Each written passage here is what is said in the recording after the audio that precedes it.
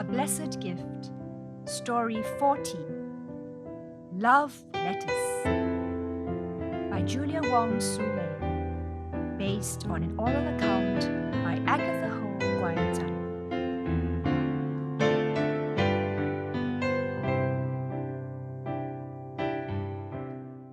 Dear Sister Francoise, you were my school principal when I was 9.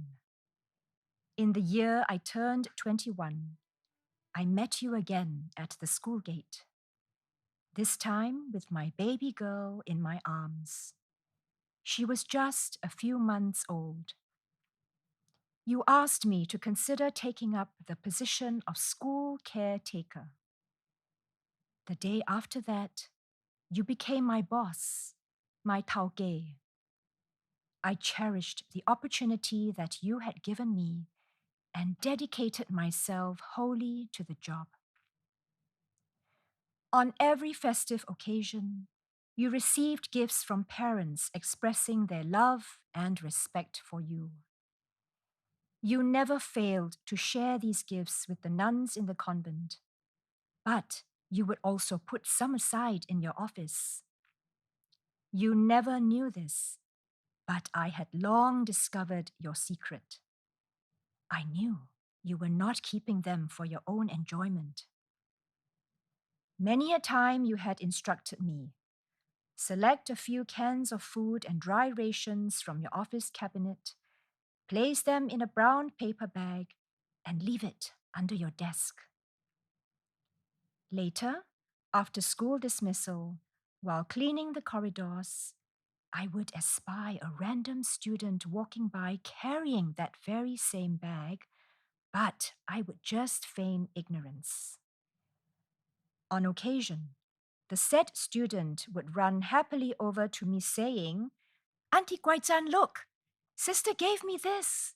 With these cans of food, mother can cook several dinners and she can save the food money." This was your secret. You were doing good deeds without anyone knowing.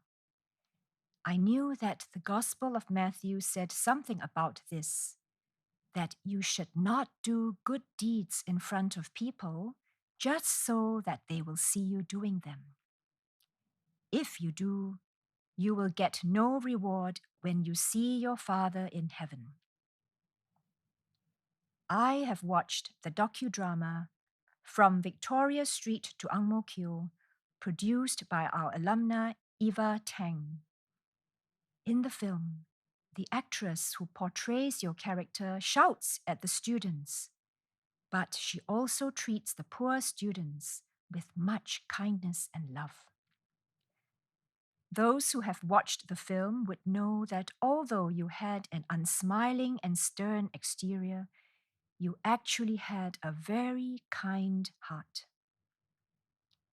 Did you know this? Actually, I was also terrified of your temper, especially when you raised your voice. I used to pray about this frequently, especially before entering your office. I would be mumbling to myself, "Dear Lord, please help Taoge. Don't let her roar at me like a lion."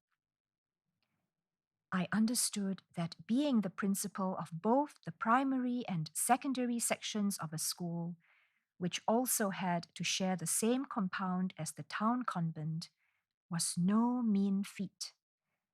There were inevitably times when you got angry even before you had found out the whole truth, and I, as well as others, would be wrongly scolded by you. Sometimes, when I was so upset about having been unjustly scolded, I could not help but confide in the teachers. I would comfort myself by thinking, Taoge is not bullying me or looking down on me just because I am a school caretaker. Even the teachers get scolded too. In fact, when I realized you treated everyone equally, I no longer felt upset. When I thought about all the good things about you, especially your concern for me and the poorer students, I completely forgave you. The kindness that I saw as your true colors gave me the peace to work in the school all the way until my retirement. Your kindness is something that nobody can deny. With my limited life experience, there were many situations that I could not handle. I want to thank you for your unstinting help and counsel during the many difficult times in my life. When my husband was killed by a mentally unstable youth, I was heartbroken and totally lost, and you were the first to extend your help and support. Later, it was you who arranged for my son, born after his father's death and only a month old, to be looked after by the nuns in the convent orphanage, so that I could focus on working and supporting my family. I was widowed at 30. Many friends and relatives, particularly my mother, worried that with my low salary, it would be too strenuous for me to rear my 3 young children by myself. They encouraged me to remarry so that the responsibilities could be shared. However, you repeatedly advised me not to remarry. You told me that my daughter was a beautiful girl, and if I chose a stepfather of bad character, he could become a danger to her. You always had my best interests at heart. You knew that because my salary was limited, life would be hard, and I would not be able to provide my children with higher education. When my daughter was due to begin her primary education, I thought it was obvious that I should enroll her in CHIJ St. Nicholas Girls' School, but you suggested that she should go to CHIJ Town Convent to receive an English medium education. The town convent and St. Nicholas shared the same compound, and so I would not have to worry about sending and fetching her. It was generally believed that the English educated had better prospects. With my daughter receiving an English education, she would be able to find a job after secondary 4 to ease my burden. This matter shows your pragmatic nature, as well as your selflessness in not seeking just to boost the school admission numbers by insisting that my daughter attend St. Nicholas. You treated me as your confidant, sharing your problems candidly with me. At times when you were troubled by problems in your daily life or at work, after your dinner at the convent, you would walk alone along the unlit corridor back to your office to put in more hours. I often told people that our relationship was inseparably intertwined. After all that has happened, I truly thank you. Dear Sister Francoise, you returned to the Lord on the 16th of August, 1986. Your offering to the Lord, completed with all your heart, all your soul, and all your mind, was your final examination script. These were the words used by a group of alumni in an obituary in the newspaper. And during your funeral mass, the presiding priest, Father Paul Tong, concluded his homily with this metaphor of a completed examination script to affirm your dedication to your life's work. Tao Ge, you are God's precious and beloved one. You sacrificed your life for so many daughters of St. Nicholas Girls' School, enabling them to experience the love of God. Today, please allow me to call you not Tao Ge, but precious. With love and respect, Guai Zhan.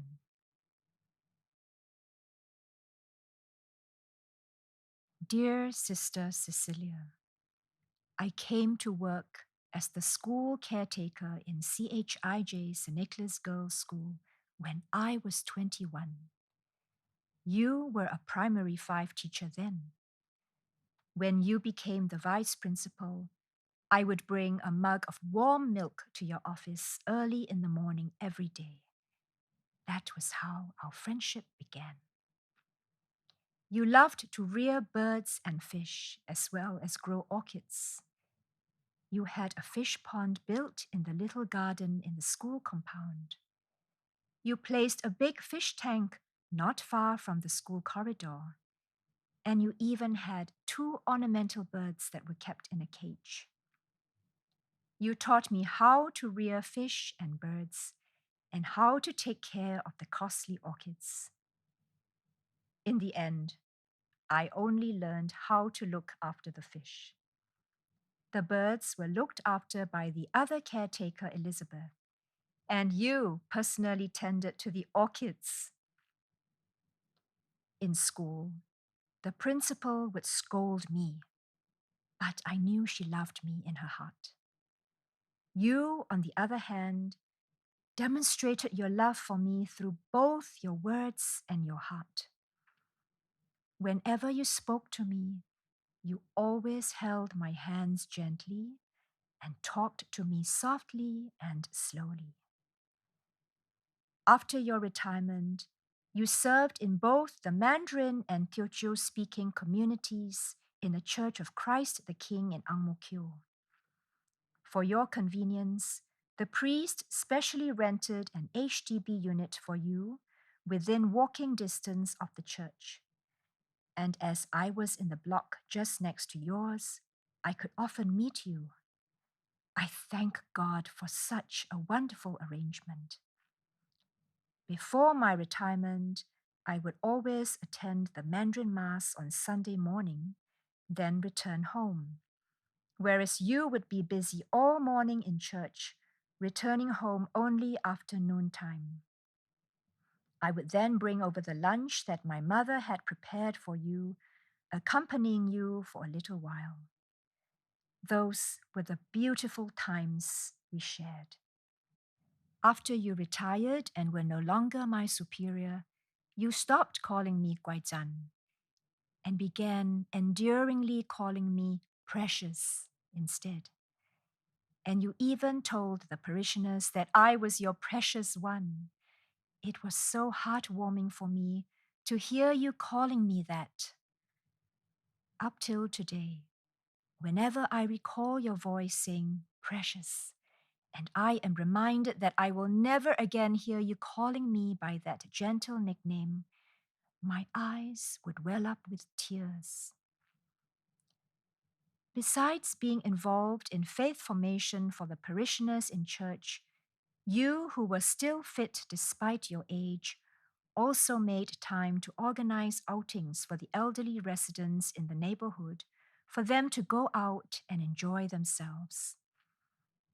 Although you were getting on in years, before each outing, you would stand guard at the door of the big bus, counting and checking the attendance as if you were counting chicks. You also made a special arrangement with the younger parishioners from the Bible class, encouraging them to join in to help take care of the elderly, thus inviting them to live out the Christian spirit of loving our neighbor. As you became increasingly older and frailer, you were admitted to St. Joseph's Home in Jurong. By then, I had also retired and was able to spend more time with you. It usually took me an hour and a half by bus to reach the nursing home. And when you saw me, you would take me to your bed, clear some space, and insist that I lie down for a 10-minute rest while you sat on a chair by the bed reading the newspaper. Doesn't this conjure an amusing image? You even refused to let me speak until I had rested for 10 minutes. And only after that would we begin chatting. As time passed, you began to develop dementia, and you could neither recognize people nor remember many things. As you lay on your deathbed, unresponsive to all around you, be they the nuns or your loved ones calling your name, I knew then that you were about to leave us to go back to the Lord. I was so reluctant to let you go. I held your hand, suppressing the pain in my heart, and softly called out, Sister Cecilia. You immediately opened your eyes, saying, Guaijan.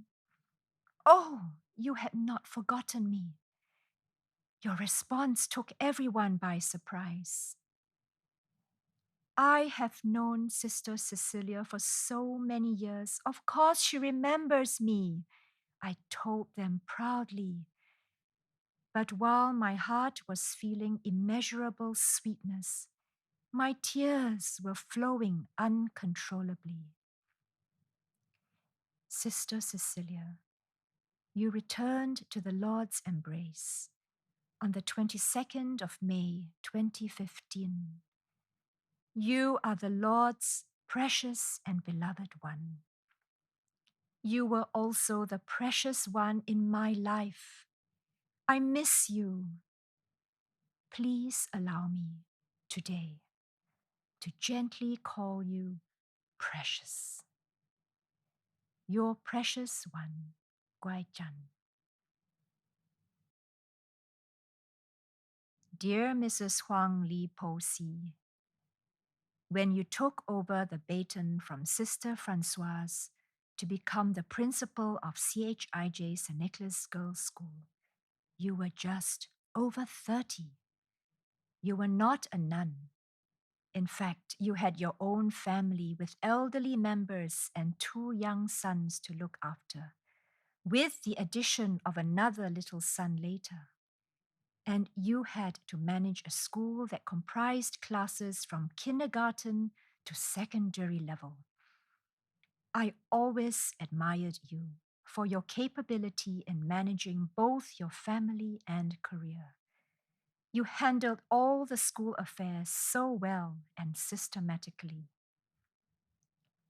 Those who have watched the docudrama From Victoria Street to Ang Mo Kio, produced by our alumna Eva Tang, will fully appreciate that the relocation of our school campus under your leadership from Victoria Street to Ang Mo Kio was indeed an arduous process. Teachers and students alike were allocated to different temporary sites for classes. During that period of time, I also had to move around with everyone, working in the various school compounds. I guess we could have been considered as fellow wandering vagabonds. Prior to that, you had fought hard with the Ministry of Education for a bigger site on which to build a new and larger campus for St. Nicholas Girls' School to provide for her future development. Your foresight, bold courage, and spirit of self-sacrifice were evident to all. In the past, I used to think that the school compound on Victoria Street was huge, like a labyrinth. Only when I set foot on the new school campus specially selected and conceived by you did I realize how the old school grounds paled in comparison. I still remember a particular spot that was overgrown with weeds at the far end of the stadium. This obstructed the drainage of water flowing down from the slope, causing the water to pool on the running track. Students were prone to fall when they ran on the slippery track, and although the injuries were usually not serious, they still attracted complaints from the parents. As a result, you instructed the school caretakers to remove the weeds once a fortnight, and we empathized with your difficulty. However, because the new school compound was so huge, even if you called me on the PA system, I would not necessarily have been able to hear you. Fortunately, walkie-talkies had already been invented, so I always carried mine in order to respond to your instructions promptly. Mrs. Huang, as you progressed through the 29 years of your principalship, I was growing increasingly older and had more health issues, and so I often needed to apply for medical leave to visit the doctor. You always approved my requests unhesitatingly and never required me to report back to you when I returned from my appointments. Thank you for showing me such respect, trust, and compassion. Precious! This was the way you would affectionately address your students. Oi! This was how the students would loudly respond. Over time, Precious Oi! became your trademark, the secret code between you and your students. Mrs. Huang, you are also the Lord's precious and beloved one. You dedicated your own precious youth, time, and energy to St. Nicholas Girls' School and shed much sweat and tears. You are the precious treasure that the Lord bestowed upon the school. May the Lord continue to bless you and your husband, as well as your children and grandchildren, with peace and good health. With respect and affection, Guai Zhan. Dear Mrs. Chong, you said that the students often commented on the attire and appearance of the school staff, and your impression of me was that I always had two handkerchiefs, one draped over my shoulder for wiping away sweat, and the other tied behind my head that protected my nose and mouth from the flying dust as I went about my cleaning tasks. Nowadays, when you see people wearing masks, you will think of me. To tell you the truth, when I was working in the school, I used to observe the students, particularly the secondary students, as a form of entertainment during my work. Girls in their youth are like budding flowers. Out of all the secondary school girls, you gave me the impression that you were more of a gentle and quiet person, preferring to stroll alone around the school rather than chatting and laughing with your classmates during your free time. Later, after your university graduation, you came back to serve in your alma mater as a chemistry teacher in the secondary section.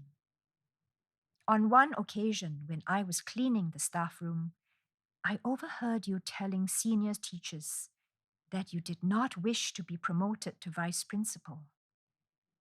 I remember that both Madam Liu Qianxin and Madam Hu Shuqing encouraged you to take up the challenge, saying they would support you.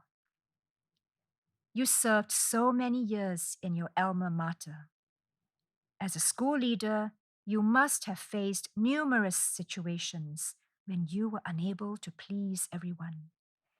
You must have experienced much sadness and grievance, as well as times of gladness.